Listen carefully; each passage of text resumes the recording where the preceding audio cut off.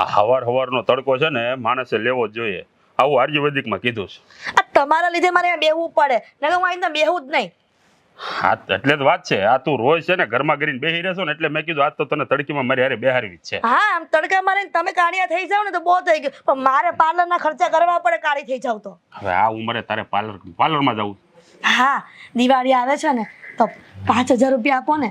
આ પાર્લર વાળીએ મેં અપોઇન્ટમેન્ટ લઈ લીધી છે, મેં એને કહી દીધું છે. પાર્લર વાળી કીધું 5000 નો ખર્ચો થશે. હા જો દિવાળીની તે વાત યાદ કરાવીને તો તને કહી દઉં.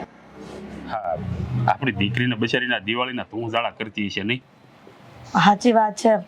આ પાર્લરની વાત કરું ને જ્યારે પણ પાર્લરમાં જાઉં ને તો નેહાને યાદ કરે જ છે ઈ. પણ હું એમ કહું કે આ સાસરે ગઈ છે તો એકવાર એને યાદ ન આવે કે મારા મા બાપ પાસે જાઉં. આમ જો